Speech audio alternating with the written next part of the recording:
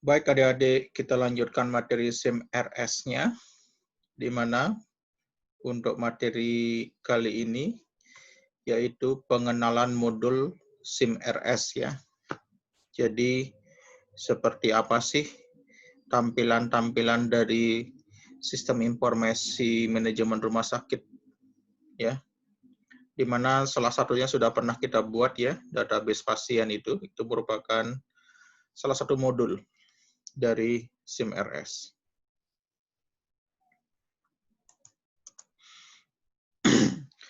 Baik, kita masuk ke pelayanan utama dari sebuah rumah sakit dulu ya, di mana itu diawali dari pasien datang.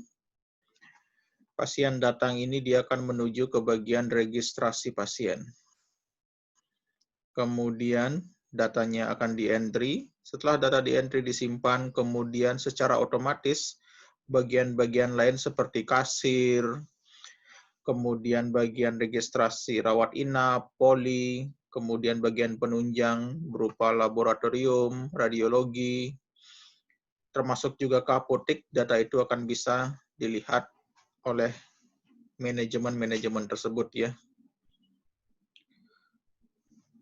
Selanjutnya, data tersebut akan digunakan sebagai dasar dari pemberian pelayanan di rumah sakit.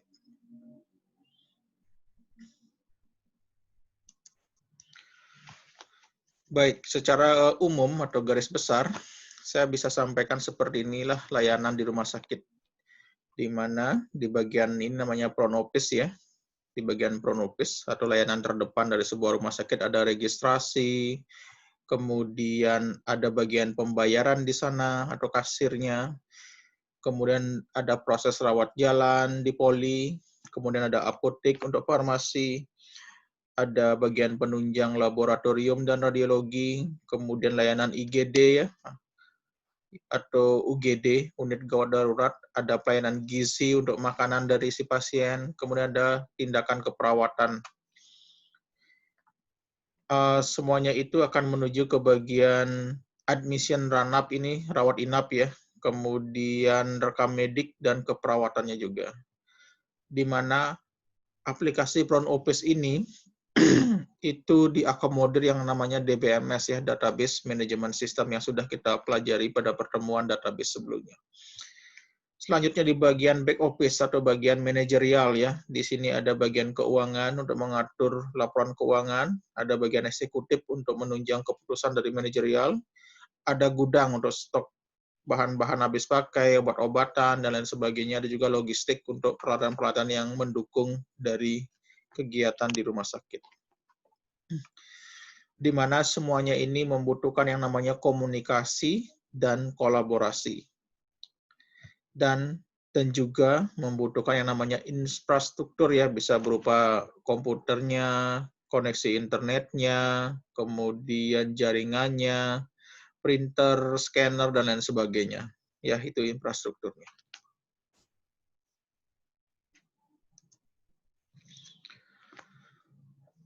Baik, sekarang kita masuk ke contoh modul pendaftaran pasien ya, di mana kemarin kita sudah sempat membuat yang paling sederhana ya, registrasi pasien atau database pasien.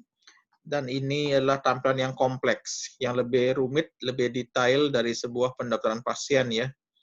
Seperti ini tampilannya.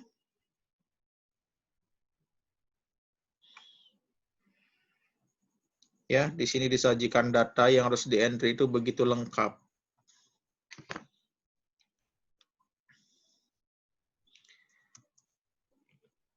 Baik, selanjutnya di bagian kalau sudah si pasien mendapatkan sebuah pelayanan kesehatan di mana dokter akan menginput diagnosisnya ya. Kurang lebih seperti tampilannya. Ya. Saya contohkan di sini diagnosisnya adalah penyakit mata untuk si pasien ya.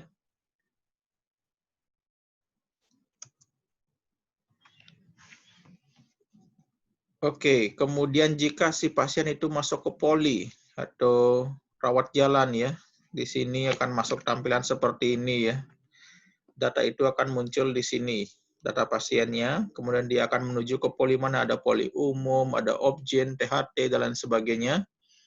Semua bisa mengakses data pasien dan memberikan tindakan apa yang akan diberikan oleh dokter, perawatnya, atau bidannya.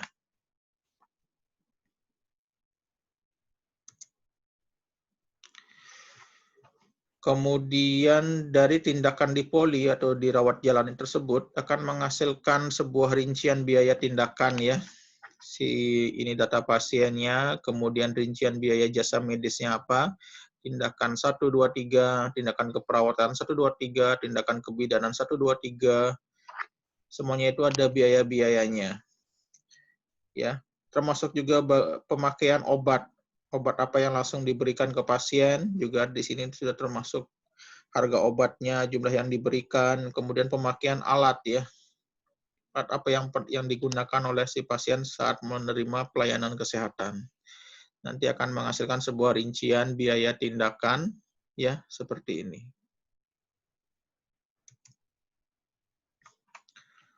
Kemudian kita masuk ke contoh modul bagaimana jika si pasien itu harus rawat inap ya.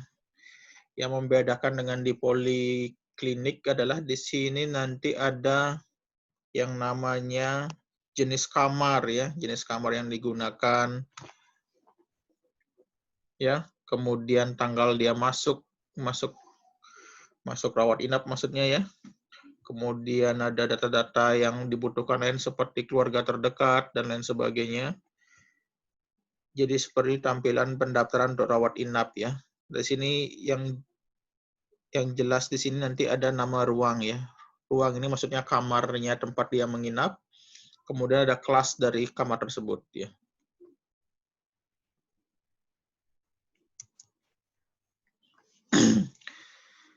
Ada juga contoh modul di bagian IGD ya, instalasi gawat darurat atau UGD, di mana yang membedakan adalah si pasien itu bisa dibawa dengan kasus yang emergensi ya, di mana dia dibawa langsung oleh ambulan.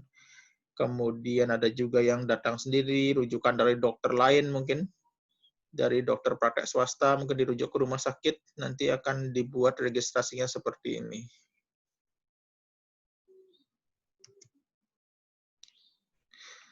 Kemudian ini sambungan dari UGD ya, keadaan akhir dari pasien di UGD ya. Nanti di sini ada data pasiennya, kemudian diagnosa akhirnya apa ya. Anggap saja si pasien itu ternyata trombositnya rendah. Jadi diagnosis akhirnya adalah dia itu demam berdarah ya. Jadi dia harus melakukan rawat inap. Jadi di bagian rawat inap akan menerima pasien tersebut ya di sini dan melakukan proses tindakan rawat inap.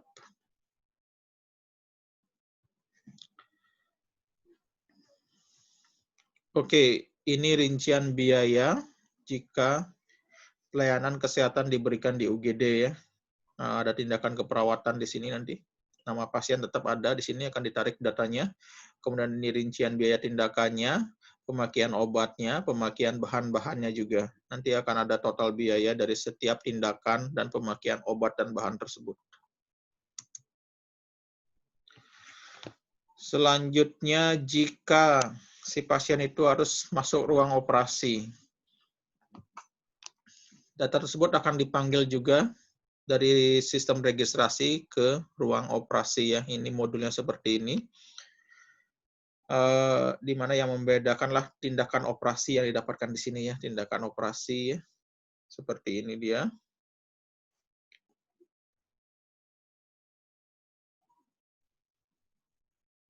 Oke, kita lanjutkan.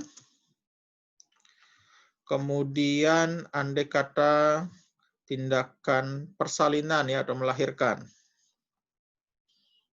di mana yang membedakan dari aplikasi-aplikasi lainnya adalah yang pertama itu ada tindakan yang ditolong oleh dokter, ada tindakan yang ditolong oleh bidan, ya.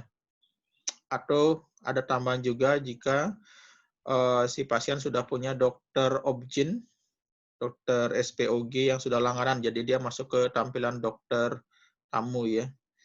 Tindakan melahirkannya itu ada dengan rincian biaya yang berbeda tentunya.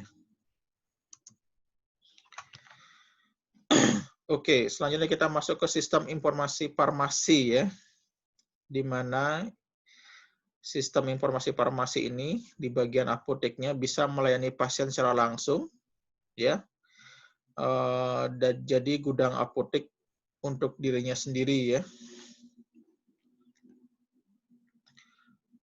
Kemudian pasien juga bisa mendapatkan obat dari ruang perawatan rawat inap ya. Jadi dengan adanya sistem informasi, para pekerja di bagian farmasi bisa mengetahui di ruang rawat inap apa dia membutuhkan obat apa ya. Termasuk juga obat-obat dengan resep dokter. Ya, bagian farmasi akan menangani hal tersebut. Seperti ini tampilan aplikasi di ruang farmasi ya, di ruang apotek. Di sini ada penjualan obat, kode obat, nama obat, jumlah dan harga yang harus dibayarkan si pasien. Baik, kita masuk ke bagian modul kasir ya. Ini merupakan tampilan akhir dari segala sistem informasi yang ada di rumah sakit, yaitu semua akan bermuara ke kasir, yaitu ke bagian pembayaran. Ingat ya, di awal kita sudah bilang bahwa sistem informasi manajemen rumah sakit adalah adanya proses bisnis ya. Jadi memang ada tindakan untung dan rugi di sini. Baik, contoh modul di bagian kasir ya. Yang pertama adalah kasir pelayanan rawat jalan atau di poliklinik ya. Seperti ini dia, ada rincian biaya, ada poli rujukannya berapa biayanya ya. Jadi nanti akan menghasilkan struk pembayaran yang ditagihkan bisa ke pasiennya langsung atau melalui asuransi-asuransi yang dimiliki oleh si pasien. Jadi nanti akan ditampilkan seperti ini rinciannya ya, penggunaan layanan dokter, layanan keperawatan, layanan kebidanan, kemudian obat-obatan, alat yang pernah dipakai oleh si pasien, semua akan terinci seperti ini. Kemudian nanti di bagian bawah akan ada total harga yang harus dibayarkan oleh si pasien. Baik,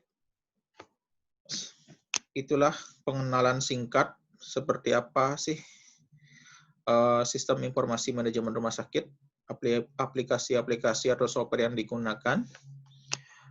Sekiranya mungkin bisa menjadi bayangan buat adik-adik semua jika nantinya adik mau menjadi seorang entrepreneur ya, membuat klinik sendiri, alangkah baiknya nanti buat program juga sendiri. Baik, sekian dari saya dan saya ucapkan terima kasih.